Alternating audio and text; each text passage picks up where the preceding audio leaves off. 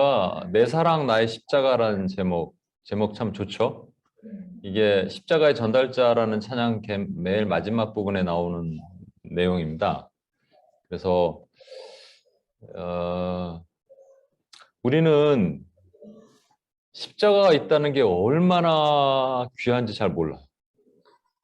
오늘 한 사람의 얘기를 통해서 우리가 십자가를 알 수 있다는 것, 십자가 이전의 삶이 아니라 십자가 이후의 삶이라는 것, 구약의 삶이 아니라 신약의 삶을 살았다는 것이 우리가 얼마나 축복받은 것인지를 여러분 다시 한번 생각해 보는 시간이 되었으면 좋겠습니다. 2022년 지나가고 이제 2023년이 되는데 한 해를 마무리할 때가 제일 중요하죠.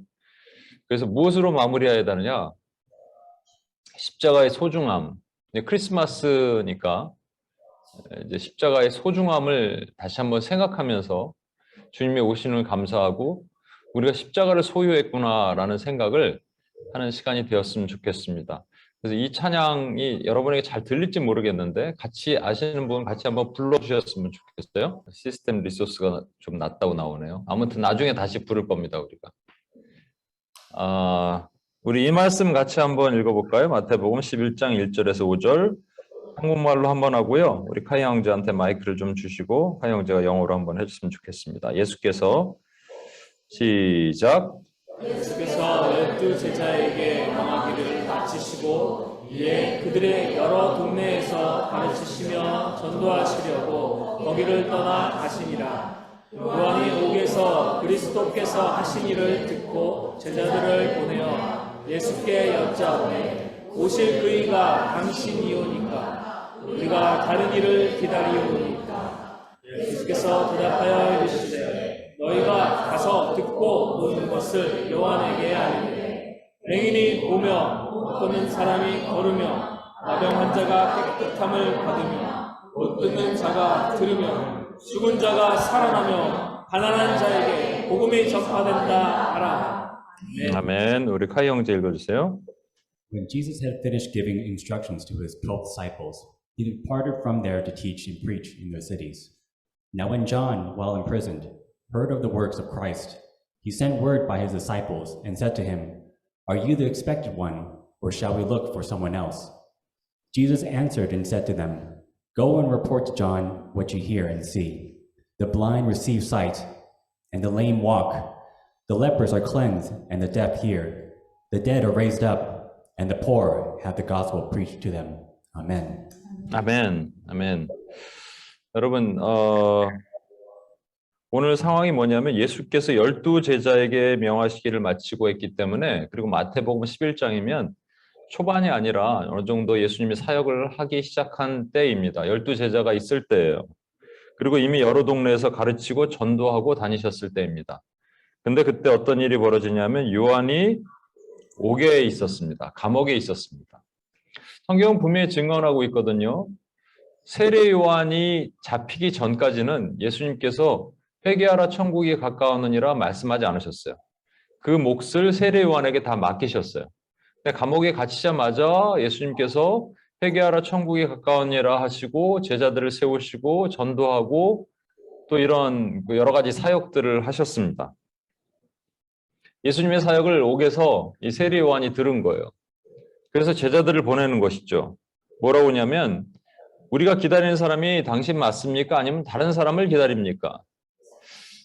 왜 세례 요한은 이런 질문을 했을까요? 옥에 있다 보니까 마음이 약해졌을까요? 이 부분에 대해서 저도 예전에 UPS에서 그런 설교를 이 본문을 가지고 직접 한 것은 없고 인용을 한 적은 있는데 여러분 한 번쯤 들어보셨을 거예요. 여러분 교회에서도 그렇고 보편적으로 우리가 생각할 수 있는 타당한 보편적으로 생각할 수 있는 그런 이유는 뭐냐면 세례 요한이 생각했던 메시아가 그가 아닌 거예요. 세례 요한이 생각했던 메시아는 로마의 압제에서 우리를 건져내줄 유대인들이 흔히 생각했을 그 메시아, 그걸 생각했는데 세례 요한 그 얘기 들으니까 아니 자꾸 세리와 죄인들과 함께 있고 그리고 이 나라를 재건할 생각은 하지 않고 뭐 먹고 마시고 즐기는 것 같고 그래서 전혀 내가 기다리던 그 사람이 아닌 것 같은 것.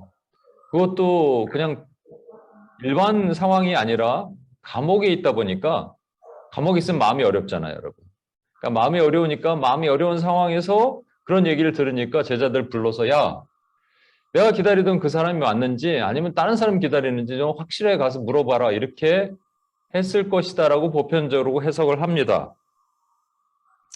뭐 그럴 수도 있겠는데 여러분 예수님과 세례요한의 관계를 우리가 한번 좀 생각해 볼 필요가 있어요.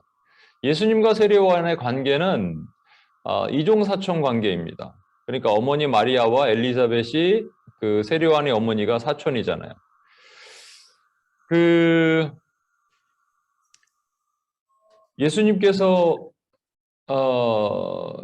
마리아가 예수님을 임신한다는 수태고지를 천사에게 듣고 나서 엘리사벳에게 달려갑니다. 근데 엘리사벳이 저기 멀리서 마리아가 오는 걸 보고 이 속에서 아이가 태동을 하죠. 막 이렇게 발짓을 하고 성령으로 감동되어서, 그리고 성령에 감동되어서 엘리사벳이 마리아에게 그렇게 얘기를 하는 것이죠. 내 주의 어머니가 오는 것이 어찌미뇨. 그러니까 내 주의 어머니, 하나님의 어머니라고 얘기한 거예요, 여러분. 그러니까 이미 이 세례 요한은 어렸을 때부터 그 너의 먼 친척이지만 그렇지만 그가 메시아다라는 얘기를, 너의 동생이죠. 동생이지만 그가 메시아다는 얘기를 어렸을 때부터 들어왔습니다, 여러분. 들어오고 자랐어요. 그리고 심지어는 사람들한테 뭐라고 얘기를 하냐면 이렇게 얘기합니다. 요한이 모든 사람에게 대답하여 이르되 나는 물로 너에게 세례를 베풀거니와 나보다 능력이 많으신 이가 오시나니 나는 그의 신발끈 풀기도 감당하지 못하겠노라. 신발끈 풀기도 감당하지 못하겠노라. 비교가 안 된다는 얘기예요. 나는 그는 성령과 불로 너에게 세례를 베풀 것이다. 나는 물로 세례를 주는데 그는 성령과 불로 세례를 베풀 것이야. 나는 그와 비교할 수 없어. 나를 쳐다보지 마. 이랬던 사람입니다. 그런데 감옥에 있으니까, 마음이 어려우니까, 상황이 바뀌니까, 여러분 그럴 수 있을까요? 뭐 그럴 수도 있을 것 같아요. 약간. 우리도 상황이 어렵고 마음이 어려우면 실족하잖아요. 우리가 자꾸 실족하는 이유가 미끄러진다는 말이죠. 실족한다는 얘기는. 미끄러지는 이유가 뭡니까? 왜 마음이 자꾸 무너집니까? 그것은 상황이 안 보여서 무너지는 거예요. 상황이 막 이렇게 평탄하게 쫙 보이면 얼마나 기분 좋아요, 여러분. 근데 그게 안 좋고 우리가 또 감옥에 갇히게 되고, 이거는 육적 감옥이지만 영적 감옥에도 갇히게 되잖아요. 원수에 의해서.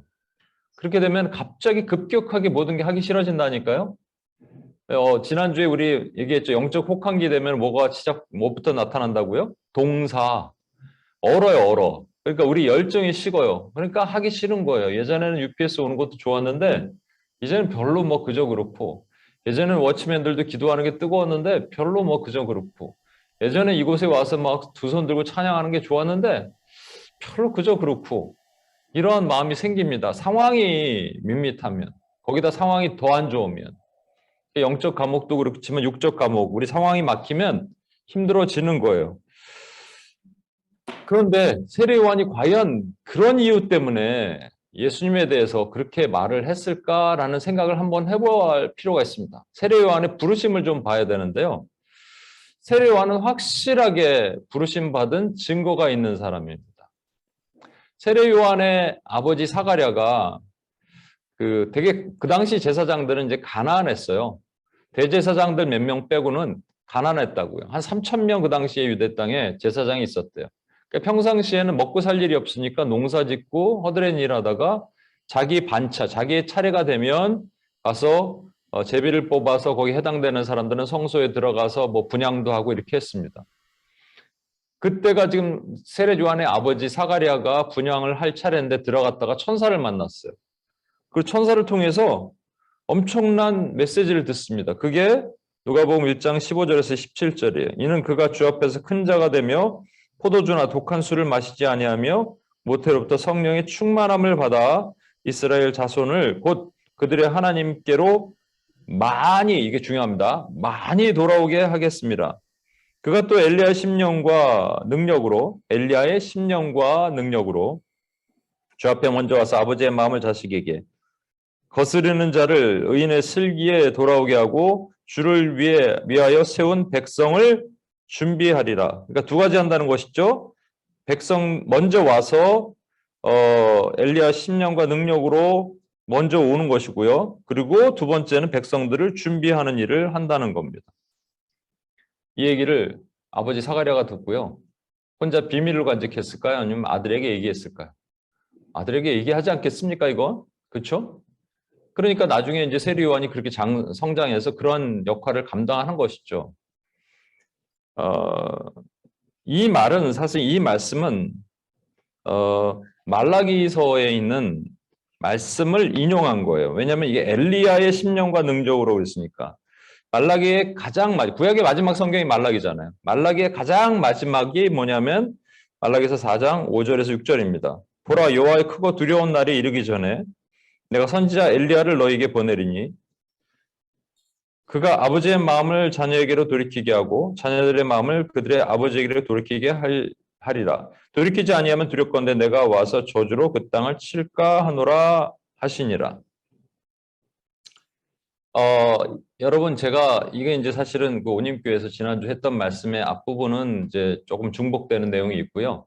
뒤에 부분은 이제 UPS에서만 제가 조금 우리 선포적으로 나갈 말씀을 전합니다. 여러분 생각해 보십시오. 말라기서는 구약의 마지막 말씀이에요. 구약의 마지막 말씀을 말씀하시고 그 400년 동안 하나님께서 말씀하지 않으시다가 신약이 딱 열리면서 예수 그리스도가 오신 거예요. 그러면 여러분이 만약에 이 성경을 편집할 수 있는 권한이 있다면 말라기서 가장 마지막 말씀을 뭘로 넣기를 원하십니까? 아니, 하나님이 어떤 말씀을 하셔야지 타당할까요? 구약에 이미 332번, 2번 정도의 예수 그리스도가 나타나심이 예언되어 있어요. 우리가 잘 아는 이사야 53장, 시편 2편, 뭐 이런 것들이 다 예수 그리스도의 나심이 예언되어 있거든요. 근데 그것을 마다하고 여러분 말라기서 마지막에 예수 그리스도가 이제 오시리라 하고 400년 동안 잠잠했다가 진짜 오시는 게 더 타당하지 않을까요? 그런데 왜 하나님은 예수님 대신에 세례 요한, 그러니까 엘리야 그러니까 예수님 앞에 올 누군가 선지자, 그 이름을 엘리야라고 얘기했지만 엘리야가 아니라 세례 요한입니다. 예수님 스스로도 그 엘리야가 세례 요한이라고 설명해 주셨어요. 그러니까 왜 세례 요한의 등장을 이렇게 설명할까라는 거예요. 심지어는 예수님이 이렇게 말씀하십니다. 여자가 낳은 자 중에 세례 요한보다 큰 자가 없다라는 거예요. 이게 무슨 말일까?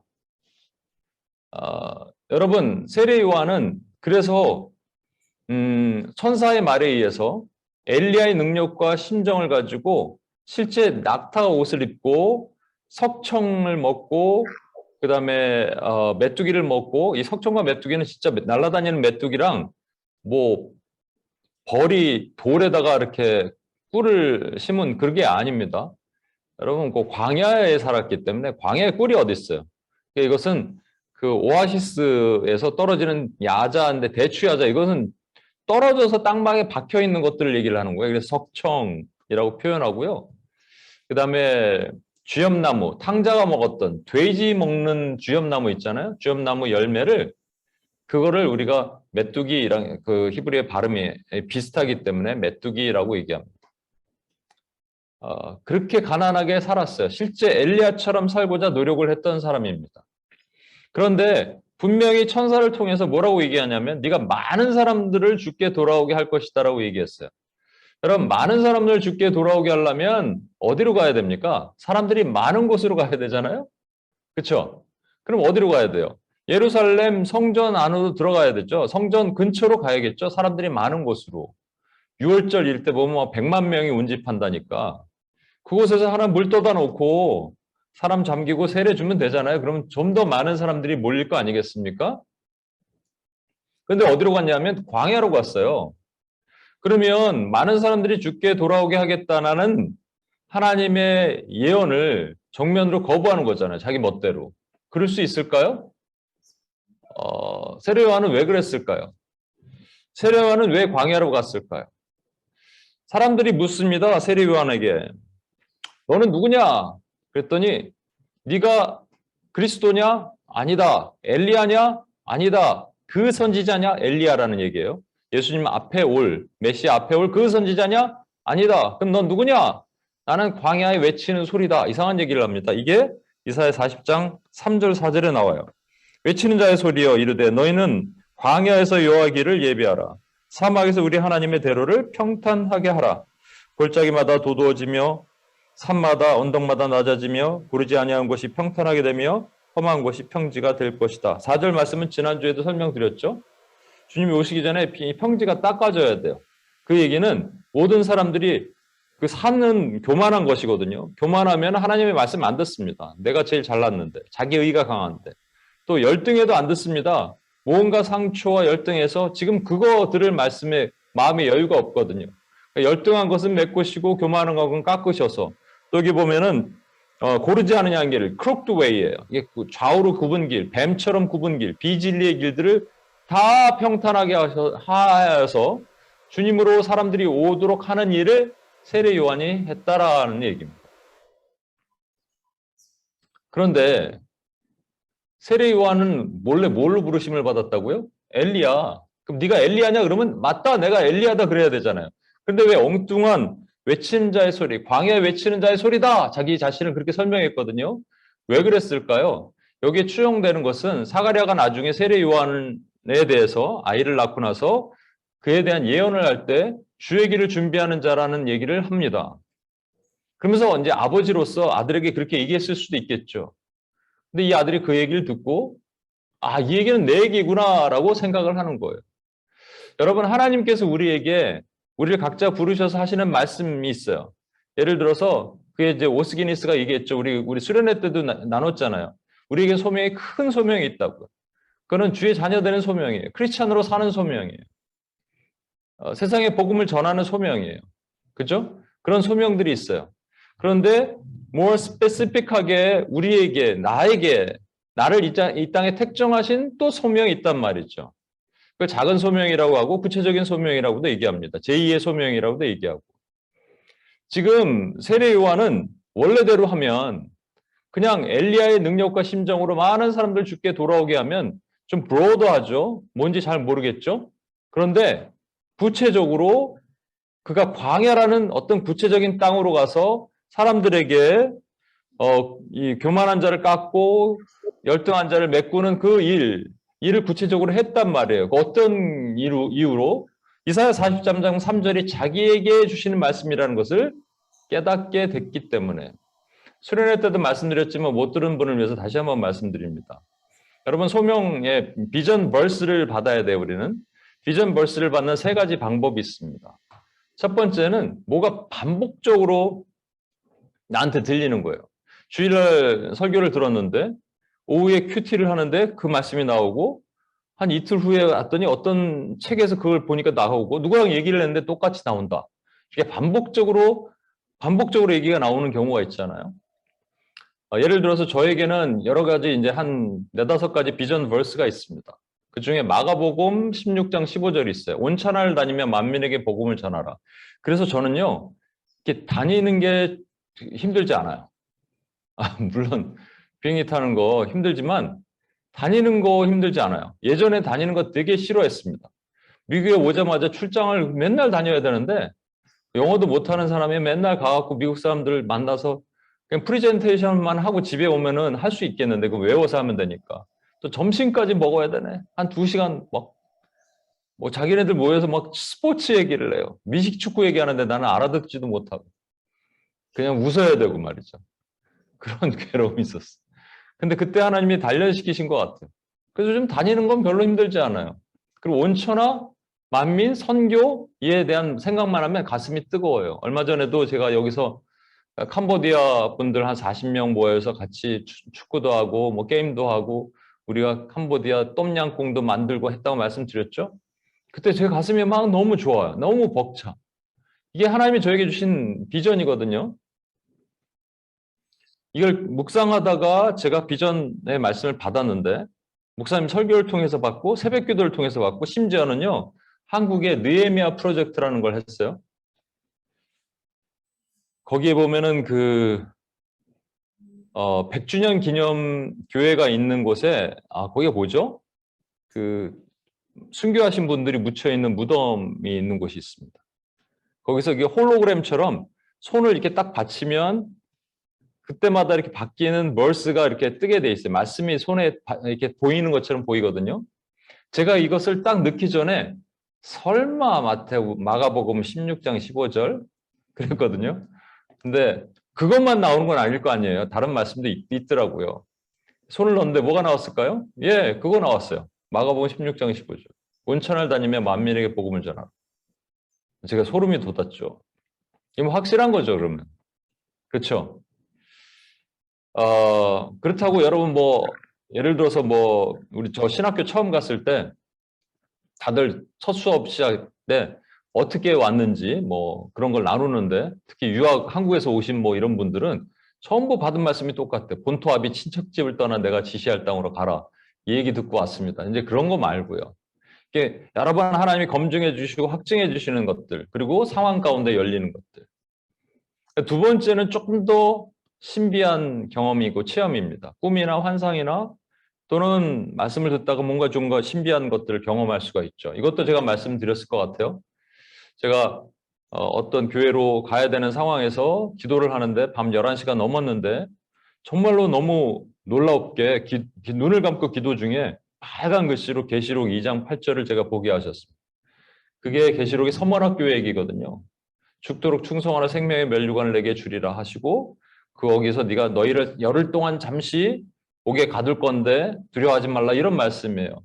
근데 그 교회를 갔을 때 참 정말로 그 일부 당회가 미국 사람들인데 방해가 그렇게 많았어요. 정말 옥에 갇히는 것 같이.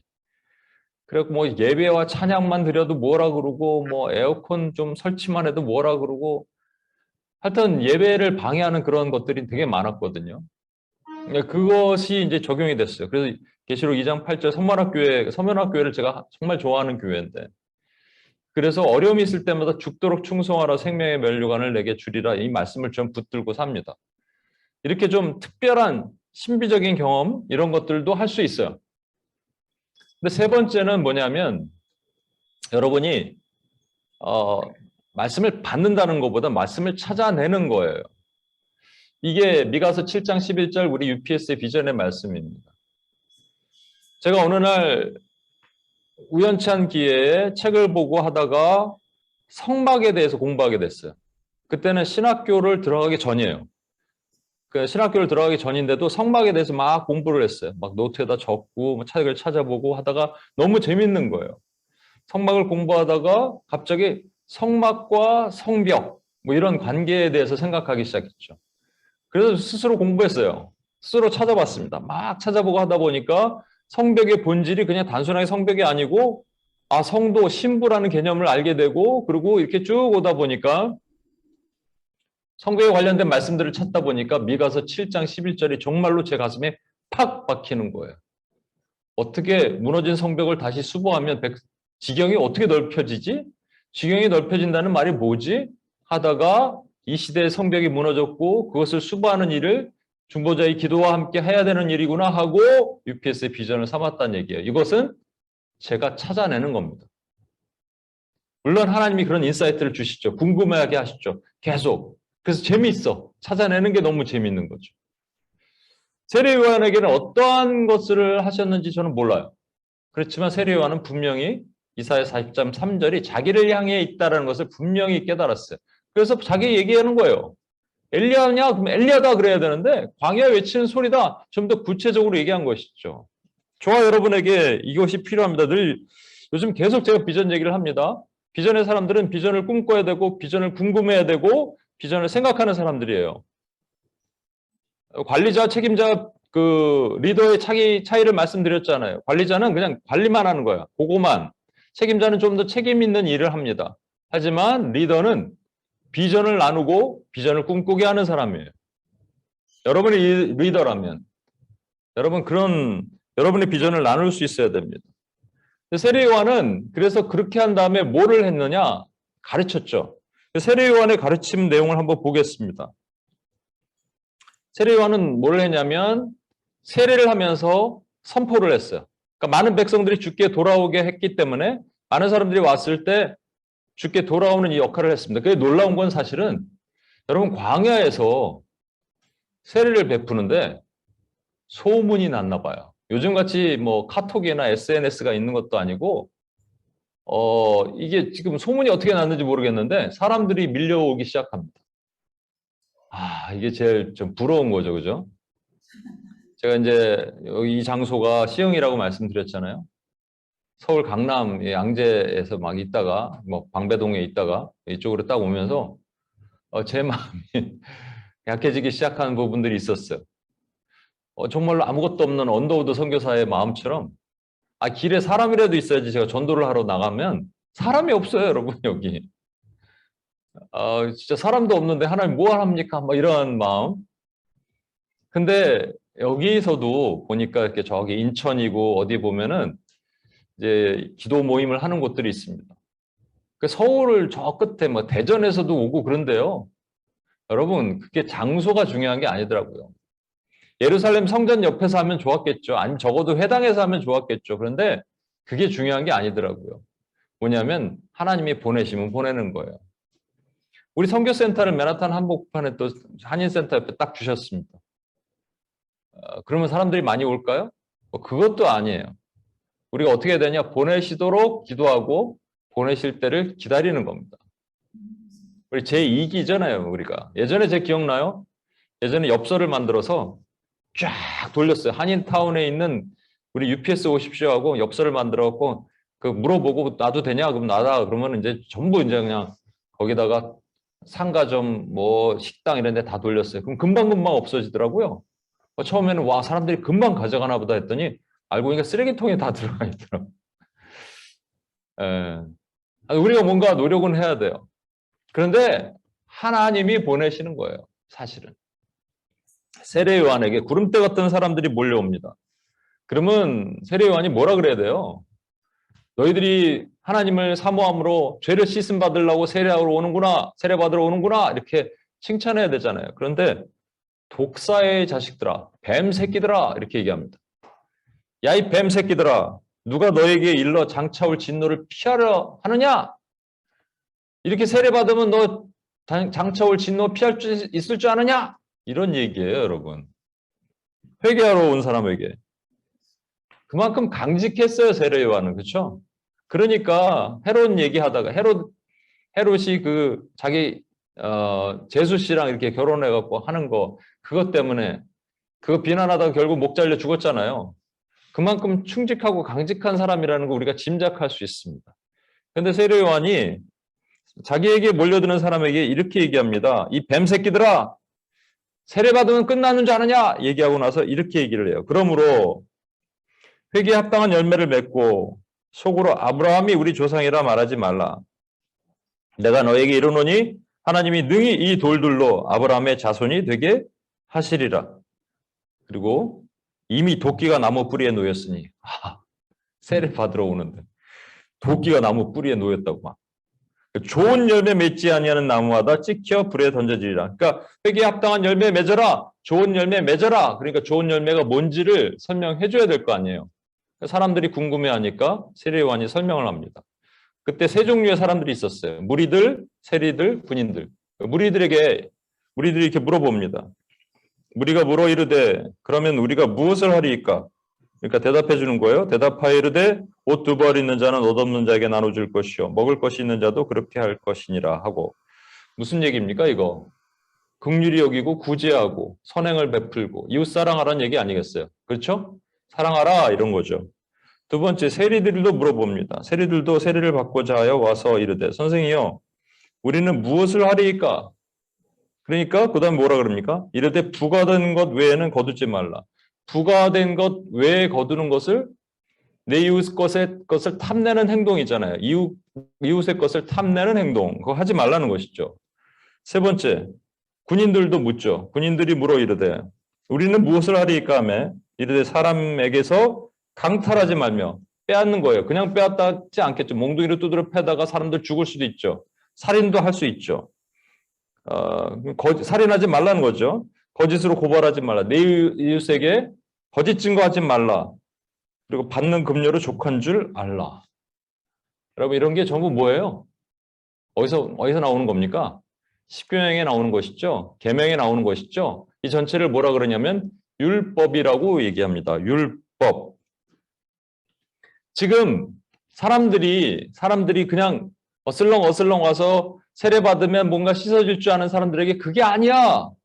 너희가 씻음 받고 천국 가려면 그렇게 하면 안 돼. 너희는 이렇게 살아야 돼. 합당한 열매 맺어야 돼. 좋은 열매 맺어야 돼. 그 좋은 열매가 뭐냐면 율법의 열매를 맺어야 돼. 이렇게 얘기한 거예요, 여러분. 그런데 과연 그럴까요? 우리 율법의 열매 맺으면, 우리 스스로 열심히 노력해서 열매 맺으면 천국 갈까요? 구원 받을까요? 예수님 뭐라 그러시냐면 요한복음 15장 4절에 이렇게 말씀하십니다. 내 안에 거하라. 나도 너희 안에 거하리라. 가지가 포도나무에 붙어 있지 아니하면 스스로 열매를 맺을 수 없음 같이 너희도 내 안에 있지 아니하면 그러하리라. 다시 가지가 포도나무에 붙어 있지 아니하면 스스로 열매를 맺을 수 없음 같이 우리는요 예수님에 붙어 있지 않으면 절대로 우리 스스로 열매 맺을 수 없는 존재입니다. 여러분 그런데 세례요한이 뭐라 그랬어요? 좋은 열매 맺어라. 회개에 합당한 열매 맺어라. 그게 뭐예요? 이웃사랑하라. 이웃에게 거짓 증거하지 마라. 살인하지 마라. 내 이웃의 것을 탐내지 마라. 뭐 이런 거 아니겠어요? 세례요한은 왜 그렇게 얘기했을까요? 예수님 얘기와 다르잖아요, 여러분. 예수님 얘기가 달라요. 세례요한은 왜 그렇게 얘기했을까? 세례요한이 예수님의 얘기하시는 이 얘기를 알 수 있을까요? 아까 제가 서두에 나의 사랑, 나의 십자가라는 주제로 오늘 말씀을 나누면서 우리는 십자가를 알아요. 그런데 세례요한은 십자가를 알까요? 모르죠. 그 전에 죽었으니까. 십자가의 의미를 모르고 죽었어요. 그래서 예수님이 세례요한에 대해서 뭐라고 말씀하시냐면 여자가 나온 자 중에 가장 크다고 말씀하셨어요. 그런데 천국에서는 지극히 작은 자도 세례요한보다 크다고 말씀하셨어요. 이 뜻을 여러분 제가 UPS 안에서도 한 10번 얘기했고요. 어저께도 제가 모인 분들에게 여러분 아시죠? 그랬더니 또 눈이 반짝반짝하면서 이렇게 깜빡깜빡거리면서 이상한 미소를 짓더라고요. 그래서 다시 한번 여러분에게 물어보겠습니다. 이 얘기 여러 번 했을 것 같아요. 여자의 정체, 그림만 달랐지. 계시록 12장 1절에서 2절입니다.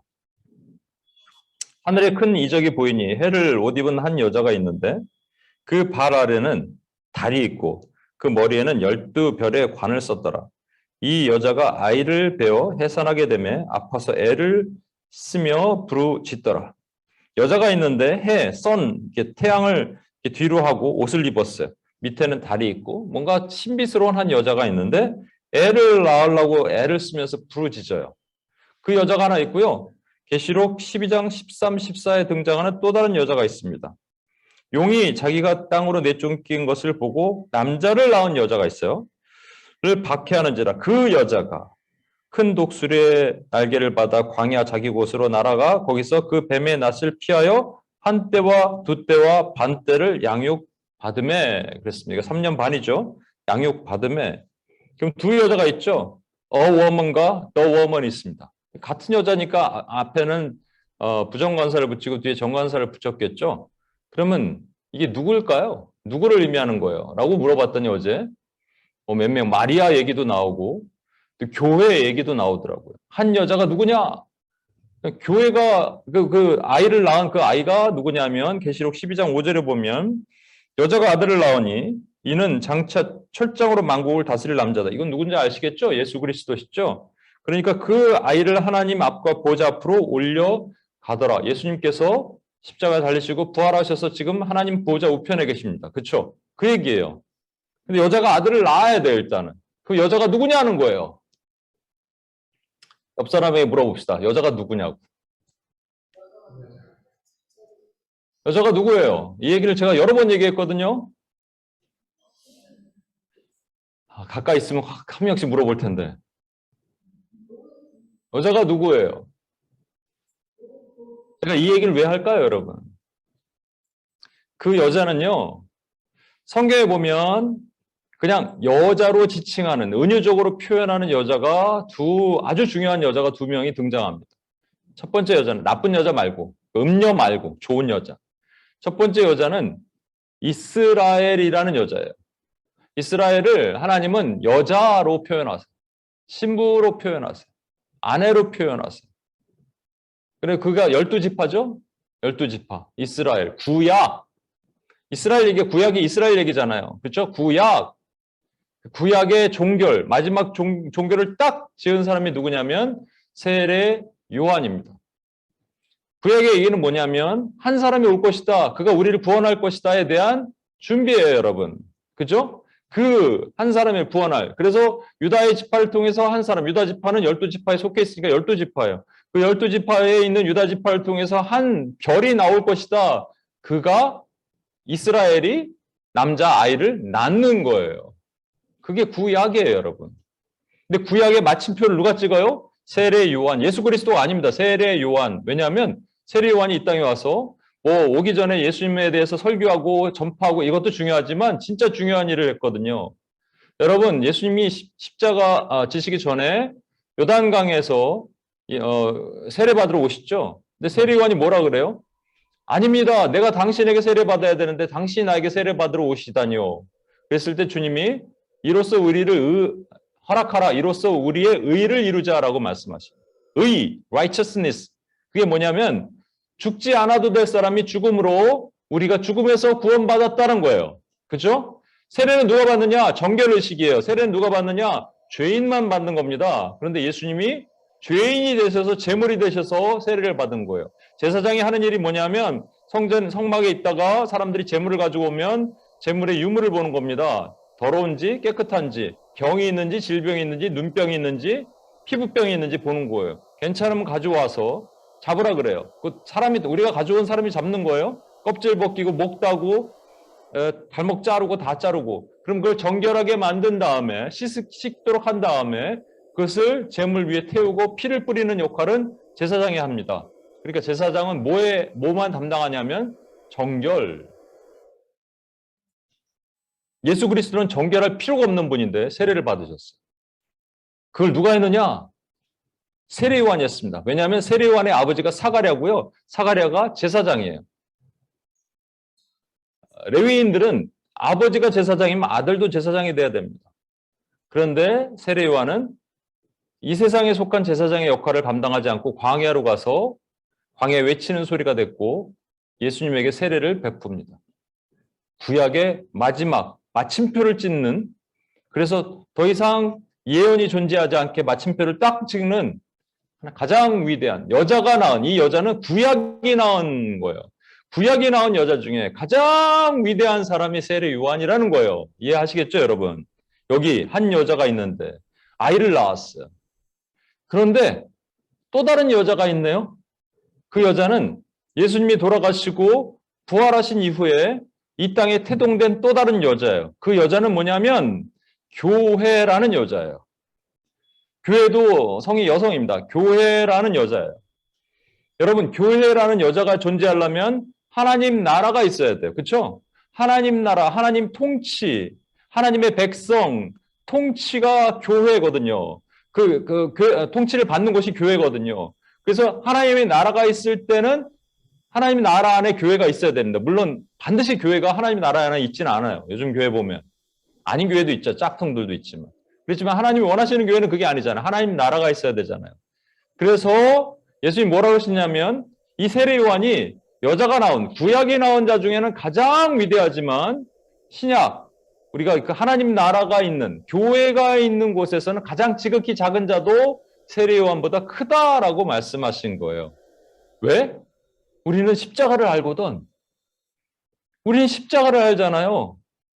세례 요한이 위대하지만 안타깝게 십자가를 몰라요. 근데 우리는 알잖아요. 그 십자가로 우리가 사는 거예요. 그 십자가의 능력으로 우리가 오늘도 일어서는 거예요, 여러분.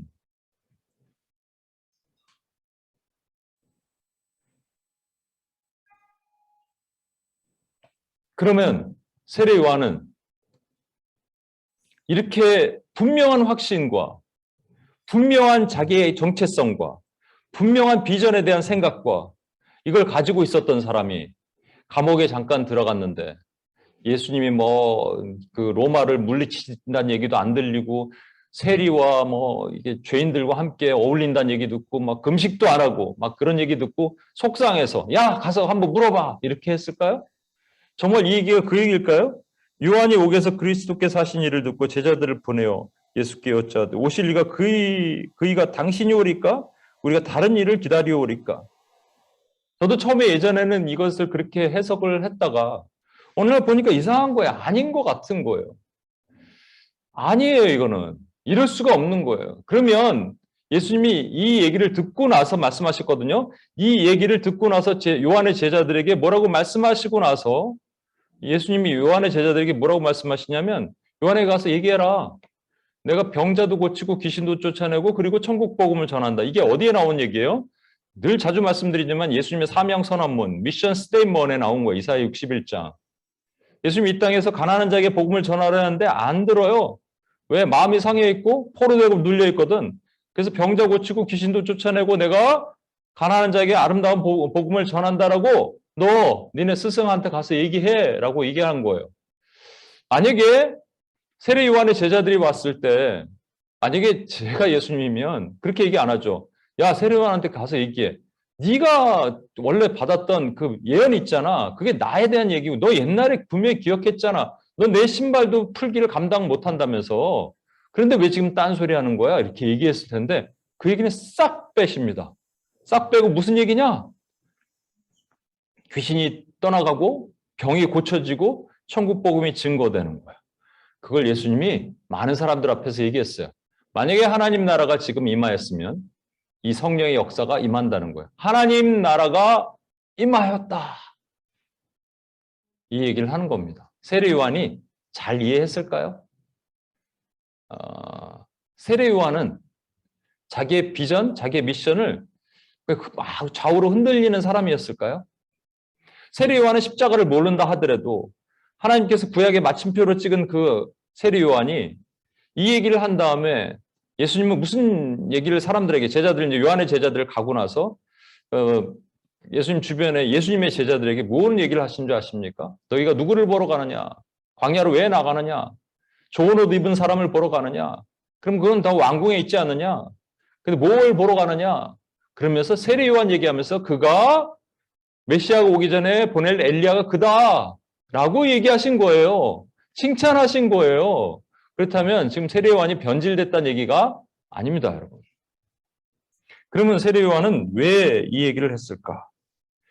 저는 그걸 세례 요한의 제자들의 모습에서 보고자 합니다. 세례 요한도 제자가 있었어요. 안드레 같은 경우도 세례 요한의 제자 중에 한 명입니다. 근데 세례 요한의 제자들이 어떻게 했냐면요. 보십시오. 마가복음 2장 18절. 요한의 제자들과 바리새인들이 금식하고 있는지라 사람들이 예수께 와서 말하되 요한의 제자들과 바리새인의 제자들은 금식하는데 어찌하여 당신의 제자들은 금식하지 아니하나이까? 요한의 제자들이 바리새인 제자들처럼 열심히 금식하고 살았던 매우 율법적인 사람들입니다. 왜 금식했을까요? 선생님이 금식하니까. 메뚜기 석청 먹는데 자기네들 어떻게 금식 안 하고 버틸 수 있겠어요? 세례 요한이 뭐 그것을 가르쳤을 수도 있지만 이들이 매우 율법적으로 살았다고 생각합니다. 그런데 문제는 자기네들만 그런 것이 아니고요. 예수님께 찾아와서까지 얘기를 하는 거예요. 그때는 뭐냐면요. 예수님께서 중풍병을 고치고 하셨을 때, 그래서 사람들이 더 예수님께 열광하던 그때 뭔가 속상했어요, 이 사람들이. 세례 요한의 제자들이. 그래서 이 세례 요한이 찾아온 게 아니에요. 세례 요한의 제자들이 따로 찾아왔어요. 세례 요한의 제자들이 예수께 나와 이르되 우리와 바리새인들은 금식하는데 어찌하여 당신의 제자들은 금식하지 않습니까? 여러분 이 기분이 어떨까요? 어떤 마음일까요? 세례 요한의 제자들 열심히 금식했어요. 열심히 사역했어요. 에베소 교회처럼 열심히 했어요. 그런데 기쁨이 별로 없어 보이지 않아요? 우리가 교회를 하는데 열심히는 하는데 기쁨이 없는 경우도 있잖아요. 이거 제가 예전에 UPS 코리아 예전에 한 7, 8년 전 수련회 때 깜짝 놀랐다니까요. 기쁨이 있는 사람 손 들어보라니까 단 한 명도 손을 안 들었다니까요, 여러분.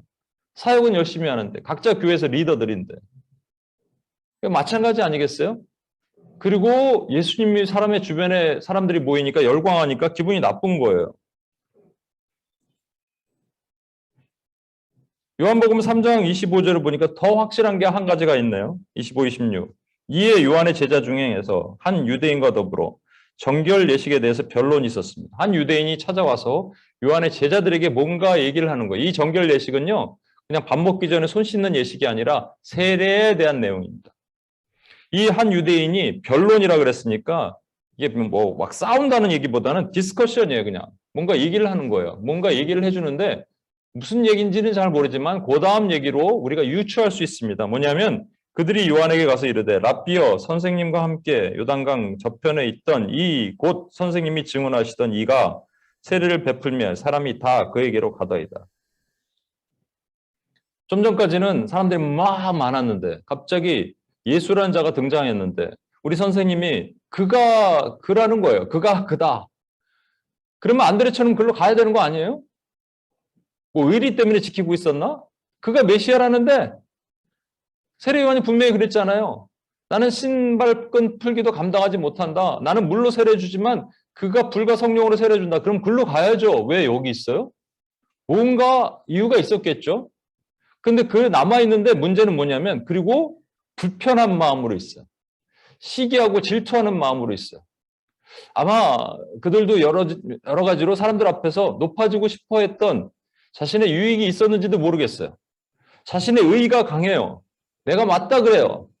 그런데 안 가요. 그리고 거기 있어요. 근데 잘 보십시오. 요한에게 가서 이르되 랍비여 선생님과 함께 요단강 저편에 있던 이 예수란 얘기도 하기도 싫어. 이름도 빼. 요단강 저편에 있던 이 곧 선생님이 증언하시던 이 여기까지 가는 겁니다, 여러분. 사역에 기쁨이 없고 왜 하는지도 정확하게 모르겠고 비전도 없고 그럼 나중에 가면 이런 것이 돼요. 보여지는 것이 약해지고 그러면 갑자기 우리 마음이 흔들려요. 그리고 주변을 자꾸 비교하게 되죠. 저쪽은 괜찮은데 나는 뭘까? 나의 유익을 따지고 유익을 쫓아가고자 하고 자기 의가 강해서 내가 맞는데 내 생각이 옳은데 늘 말씀드리지만 바리새인들이 잘하던 짓입니다. 이게. 혹시 저와 여러분 안에 이런 것이 있습니까? 우리는 예수님의 제자가 돼야 돼요. 세례요한의 제자가 되면 안 됩니다. 예수님의 제자가 돼야 돼요. 근데 세례요한의 제자들이 이런 모습을 보였어요. 그때 세례요한이 뭐라고 얘기하는지 보십시오. 요한이 대답하여 이르되 만일 하늘에서 주신 바 아니면 사람이 아무것도 받을 수 없느니라. 내가 말한 바 나는 그리스도가 아니요 그의 앞에 보내심을 받은 자라 할 것이 증언할 것이니라. 신부를 취하는 자는 신랑이나 서서 신랑의 음성을 듣는 친구가 크게 기뻐하나니 나는 이러한 기쁨으로 충만하였노라. 그는 흥하여야겠고 나는 쇠하여야 하리라. 와, 이게 영어로 더 멋있어요. He must increase, but I must decrease. 야, 이걸 다시 한번 정리를 해볼까요? 이렇게. 이거 안 나오냐? 예. 세 가지를 얘기합니다. 그의 앞에서 보내심 받은 자입니다. 나는. 자기 자신을 설명하는 거예요. 그의 앞에서 보내심 받은 자. 뭐를 알아요? 비전을 알아요. 보내심 받은 자니까 선지자죠. 자기의 정체성, 아이덴티티를 분명히 알아요. 두 번째, 사람들이 다 신랑한테 가서 막 좋아하는데 신랑 옆에 서서 음성 듣는 거 좋아해요. 그래서 세례 요한이 제자들을 보낸 것 같아요, 저는. 너희는 가서 들어라. 아무리 얘기해도 안 들으니까. 제가 예전에 UPS, 뉴욕도 그렇고 UPS 코리아도 그렇고 대표적으로 한두 명이 제가 아무리 얘기해도 안 듣는 사람이 있었어요. 못 믿겠는데요? 그건 뭐 간사님 마음, 그다음 간사였을 때. 목사님 마을이고 못 듣겠는데 안 있는 것 같은데요? 이래요. 그럼 제가 뭘 얘기할까요? 뭐 말을 설득할 거예요? 책을 읽어라. 뭐 C.S. 루이스 책을 읽어라 그럴까요? 말씀을 보라는 거예요. 말씀으로 가라. 그럼 네가 발견하게 될 것이다. 그래도 안 들어요. 귀가 막혔을까요? 눈이 막혔을까요? 모르겠어요. 안 들어. 그래서 지금 아마도 세례 요한은 제자들을 예수님께 보낸 이유가 그가 변질돼서 그런 게 아니고 그가 마음 약해서 옥에서 아유 나는 그냥 원래 나는 망하고 그가 흥하는 걸 원했는데 아니 나도 좀 흥해야겠어 이런 걸까요? 바뀌었을까요? 저는 아니라고 봅니다. 아니라고 보는 목사님들이 많이 계시더라고요. 설교자들이. 제자들은 근데 바뀌지 않았어요. 제자들은 변함이 없어요. 그들에게 가서 말씀으로 가라는 거예요. 그 신랑의 소리를 옆에서 들으라는 거예요. 나는 옆에서 신랑의 음성을 듣는 나는 친구인데 너희들도 그렇게 좀 되라는 것이죠. 세 번째, 그는 흥하야겠고 나는 망하야겠다. 이게 뭐예요? 종이잖아요, 종. 그러니까 세례 요한은 분명한 세 가지 정체성으로 살았어요. 선지자로서 분명한 비전을 받고 친구로서 그의 음성을 신랑의 친구로서 그의 음성을 신부들이 듣는 것을 너무 좋아서 옆에서 듣는 그냥 여러분 제가 김치 얘기를 했는데 나중에 한번 얘기를 하고 배추김치에 우리는 그냥 안에 있는 속이야 속 배추를 높여주는 조연이란 말이에요. 근데 너무 좋은 거죠. 우리가 주연이 아니야. 내 뜻이 아니라 하나님의 뜻으로. 근데 자기 의가 아니라 하나님의 의로. 마지막은 종으로 살은 거예요. 나는 망하야겠습니다. 나는 옛날 성경이 더 좋아요. 나는 망하야겠습니다. 주님이 흥하십시오. 나는 없어지겠습니다. 세상과 나는 관계없고 구속한 주만 보이면 원합니다. 나는 없어지기 원합니다. 이거 하는 거 아니겠어요? 세례 요한이 그렇게 살았어요, 여러분. 다시 한번 하나씩 비교해 볼까요? 세례 요한의 제자들은 열심히 하는데 기쁨이 없어요. 금식 열심히 하는데 기쁨이 없이 살았어요. 그런데 세례 요한은 그의 앞에 보내심을 받은 선지자, 비전이 있는 사람은 기쁩니다. 비전이 있는 사람은 웬만하면 바람에 흔들리지 않아요, 여러분. 광야에 외치는 소리 딱 당당하잖아요, 여러분. 또 세례 요한의 제자들은 자기 의로 일했어요. 내가 맞는 거예요. 이 불편한 거예요, 이게. 예수라는 사람, 우리 선생님이 얘기했지만, 뭐 어떤 이유, 유익 때문에 안 갔는지, 뭐 때문에 안 갔는지 모르지만, 그거 안 따라가고, 자기가 맞다는 거죠. 점점 우리 팀원들은 줄어들기 시작하는데. 근데 세례 요한은 뭐라 그랬어요? 서서 신랑의 음성을 기쁘게 듣는 친구, 하나님의 말씀을 듣는 친구. 세 번째, 세례 요한의 제자들은 유명해지기 원하는 자들이었습니다. 시기, 질투. 보십시오. 선생님 말은 예수라고 얘기도 안 해요. 메시아라고 얘기도 안 해요. 그리고 막 사람들이 다 글로 갑니다. 어찌할 겁니까? 이거야 아니겠어요? 그런데 세례 요한은 얘기합니다. 나는 망하기를 원하노라. 쇠하기를 원하는 종이 되기를 원하노라.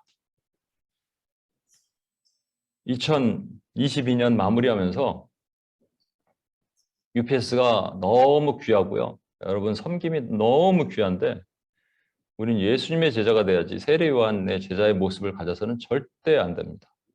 세례 요한의 모습을 가져야 돼요. 세례 요한도 못 누린 게 있어요. 세례 요한은 구약이 나온 자 중에 가장 위대한, 가장 대단한 사람인데 천국에서는 가장 작은 자도 그보다 큽니다. 우리는 천국 안에 있어요. 하나님 나라 안에. 왜냐하면 십자가가 있기 때문에. 내 사랑, 나의 십자가가 있기 때문에 우리는 이 고백을 하면서 세례 요한처럼 분명한 선지자로의 비전을 가지고 그리고 예수님의 말씀을 듣는 친구로서 그리고 나는 망하고 주님이 흥하시길 원합니다라고 말하는 종으로서 살기를 소망합니다. 여러분, 세례 요한 제자처럼 살지 맙시다.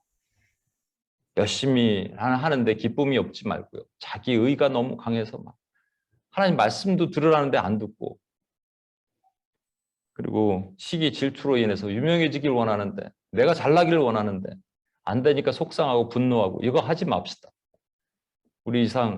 우리는 더 이상 그런 데 묶인 자들이 아니라 하나님의 쓰임받는 엄청난 도구로 여러분 부르셨잖아요. 그렇게 섰으면 좋겠어요. 시간이 많이 갔는데 이 찬양 아까 하다 못한 찬양 같이 한번 하고 주님 앞에 나가겠습니다.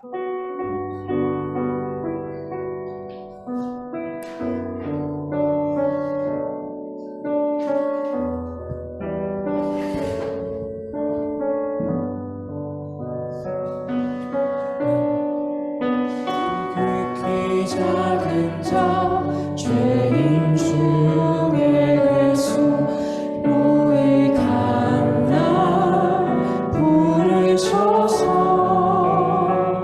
간절한 기대와 소망 부끄럽지 않게 십자가 정케 하시. 한번 난 지극히 작은 자 자리에서 일어나실까요? 난 지극히 작은 자 죄인 중에 예수 유익한 날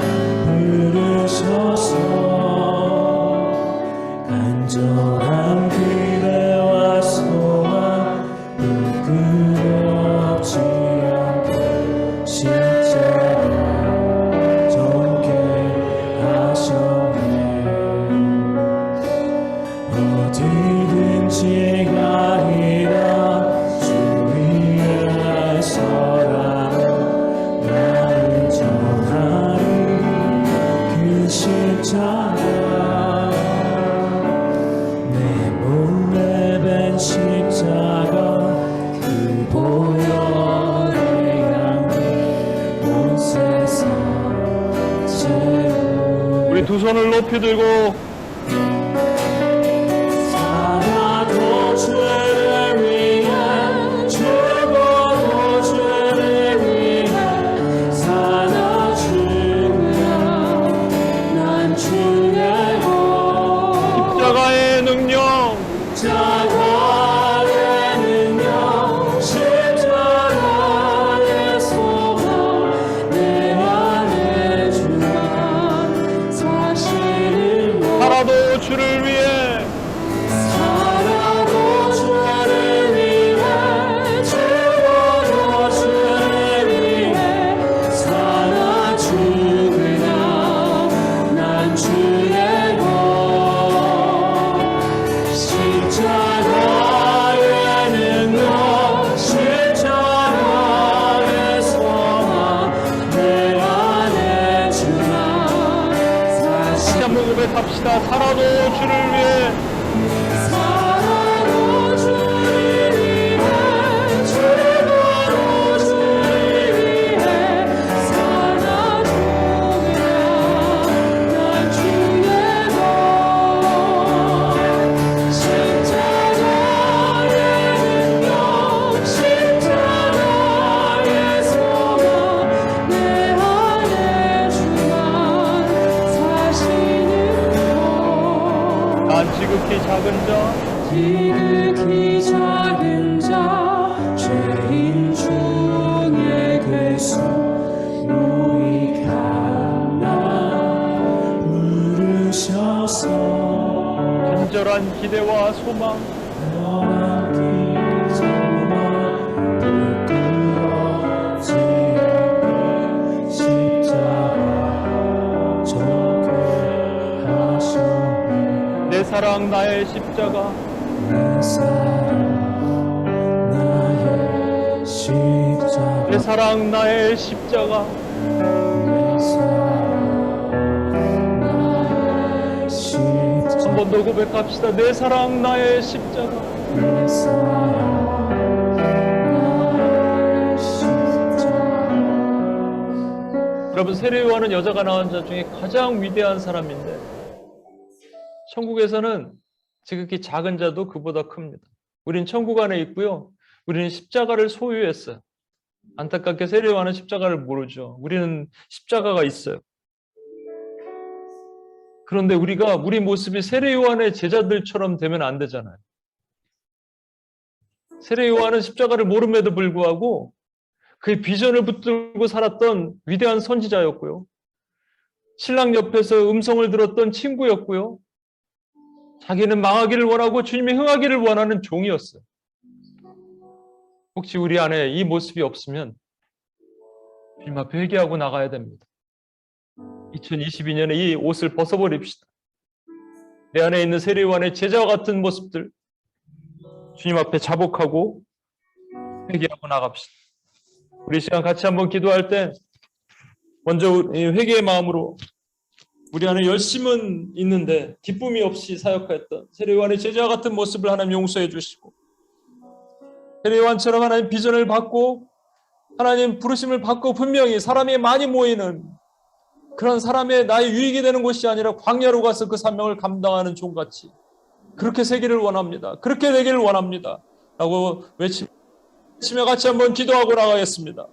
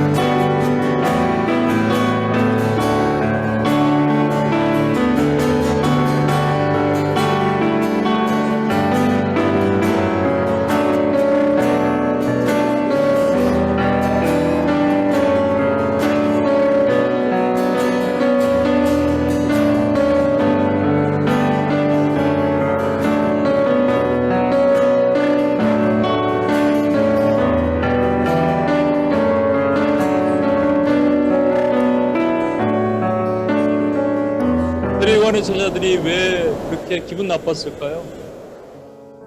세례 요한의 제자들은 왜 예수님께 와서 당신의 제자들은 왜 금식 안 하냐고 물었을까요?